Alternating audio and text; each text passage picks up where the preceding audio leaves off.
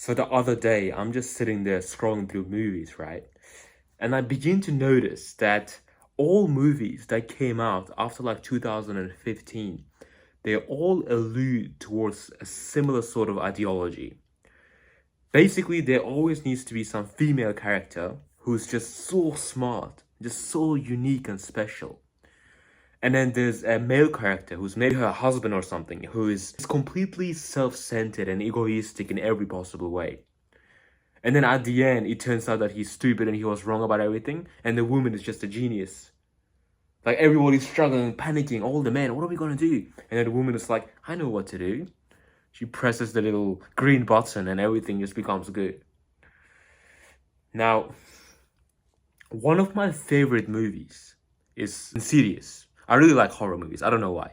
But Insidious, if you watch the first two or three, there's always a traditional man, like one of the main characters who he protects his family against the jinn, against the ghost, right?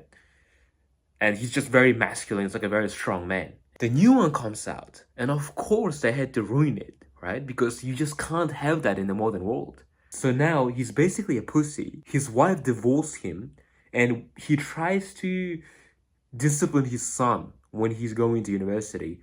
And then his son tells him, you need to go see a psychiatrist. And then he gets really sad, and then he goes and he actually starts going to a psychiatrist and starts getting treatment for depression or something.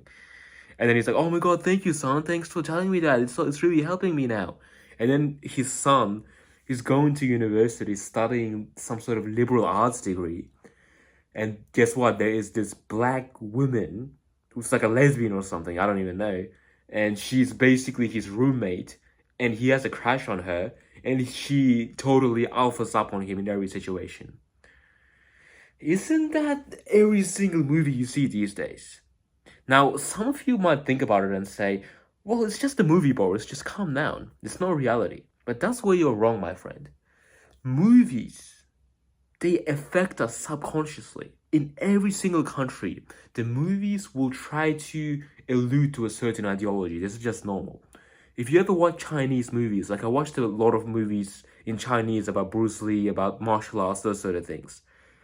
And in all of those, Japanese people are shown to be a complete, like, retards. They're like the worst human beings on the planet. After watching those, you will probably start not liking Japanese people. You'll be like, Japanese people are actually kind of messed up. But that's just propaganda. That's the easiest way to program the human mind. So now, considering all that, is it really surprising that our women, in the Muslim community especially, are completely going cuckoo? You can go out to any shopping center right now if you live in the West, and you're going to see at least one group of hijabis who are walking around screaming really loud. Oh my god, Zohira, did you see that guy that was like, he's was wearing the funny hat? Oh my god, Zohira, what are you doing? And then I said, do you even know who I am? And you're just making these weird noises around the shopping center, being really loud and obnoxious, not caring about anyone around them. You might just say, oh, they're just having fun, Boris. It's just girls. Just let them do whatever they want. We live in a feminist world. No, I'm not built like that. I've had situations personally where I walked past a group of these women, and they literally said stuff behind my back about me, and I could overhear it. Like there was a time where I was just like coming from training, and I packed a whole ton of salmon because I really needed that protein, right? Man needs his protein. So I got a whole bunch of salmon in my backpack. I walk past them and they're like, oh my god, did you see that? That smells like a salmon. And they're just laughing at me behind me. Now, if it was a guy laughing behind me, I'd be like, yo, do you have a problem with me? What's going on, bro? But because it's females, you can't really do anything. Like, I can't say those things to them. They'll be like, oh, don't talk to us. That's haram. That's just like the defense. Nobody can say anything bad to them because everything is gonna be haram, everything's gonna be misogynist, feminism. They're just protected in every way. And most of you simps out there keep encouraging this. Like when I made a video about how a bunch of Muslim women were just completely rude to me, everybody was like, well, you can't interact with Muslim women. So they're allowed to interact with me, but I'm not allowed to do anything. Everything I do is bad. What is this? What is going on here? This is exactly why I keep making videos about the same topic again and again and again. Because every time I see these things, I notice that nobody has the balls to call these people out. Nobody in the internet can say this. All these, dawa guys on the internet, they always try to avoid that topic. They will say, oh yeah, women need to improve, but men have to improve too. Women, we need to teach them. It's all men's fault. Like, bro, somebody needs to tell these people that they're doing something wrong. And I just saw all these things and I realized that's the job for Uncle Boris. Because I'm the only one with the balls out here. I'm gonna get a lot of hate for this video. But you need to start understanding the magnitude of these problems. Do you see these crazy women out here, the hijabis in the streets? Personally, they make me repulsed. I genuinely think the kuffar girls are more nicer and more feminine than them. At least they are too nice to talk smack behind you when you walk past them. But these hijabis, they don't care, bro. They have too much pride. And what do you think this is? There's a lot of reasons. But I believe one of the biggest reasons is they listen to these weird rap songs. They listen to these rappers talking about, I'm a G, I'm a gangster, this. And then they're like, oh, that's me. I came from a poor country and I'm different from everyone, so I'm a gangster. And then they start wearing these jewels and they're like, yeah, UK rap. Secondly, everything on social media, everything on the movies on Netflix alludes to the same thing. Firstly, they will go on see these influencers. There's a lot of hijabi influencers out there, by the way, who are going to sit there and say, when a guy tries to treat you this way and then you do this, that's how you have to put men in their place.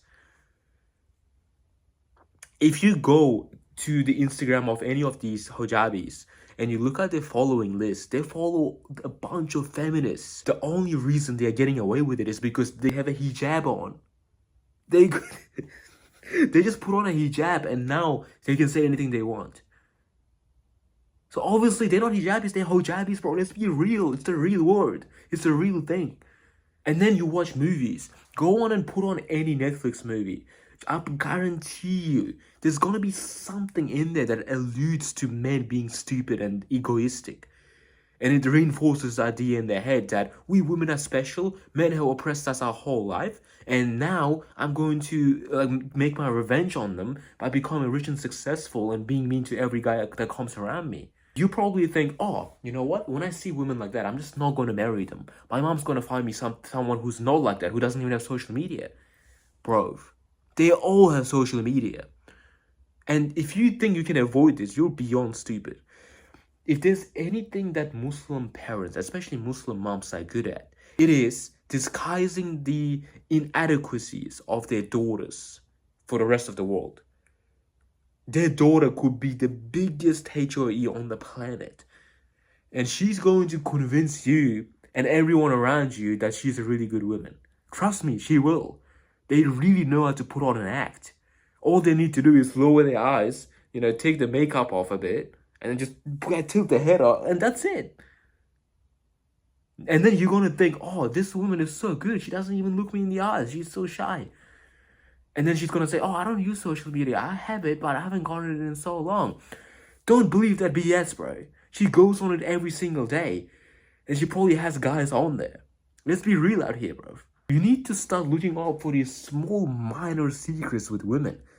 Now, I made videos specifically on how you can identify these things in their eyes, the subconscious behavior, things they don't even realize. Luckily for you, Uncle Boris, who I think like 3 or 4 steps ahead of these hijabis.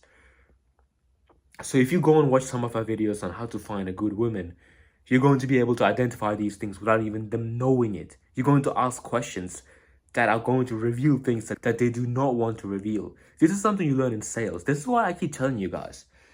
You need to go out there and you need to learn psychology and sales. Because when you learn to ask the right questions to reveal the information that they don't even want to reveal, that gives you everything you need to know about a person. Like, I'm going to sit there with a woman and say, oh man, like books. I don't really read books that much. Do you ever read books? And then if she says, yeah, actually I do read books, that's a green flag. That means she really reads books. Because now she thinks, oh, he doesn't even care about books. I'm just going to tell the truth. Or if she says, oh, books, I hate them. It's so much better to go on social media. And you're like, yeah, I agree, yeah. Now you're finding out things about them. Now you realize she doesn't like to read, which is fine, but it would have been a green flag if she liked it. And then you say something like, man, I really kind of like girls who go on social media because it shows that that they are well connected in the community or some BS. They'll believe anything. Just say something like that. And then she's going to be like, oh yeah, I love going on social media. I'm on there every day. Now you got everything you need to know. Now you're like, oh really? Okay. And then you go and tell your mom that I don't ever want to see this woman again. That's how you got to start playing the game. If I am a misogynist for pointing these things out, fair enough. I am the biggest misogynist on the whole of YouTube. I don't care. Because I'm a G. And I'd rather help you guys. I'd rather help you guys and get a ton of hate than just allow all of you guys to go and get divorced. This is probably the only channel where I will truthfully tell you what to avoid and what to not avoid with no BS. And I don't care about repercussions because, again, I'm a G.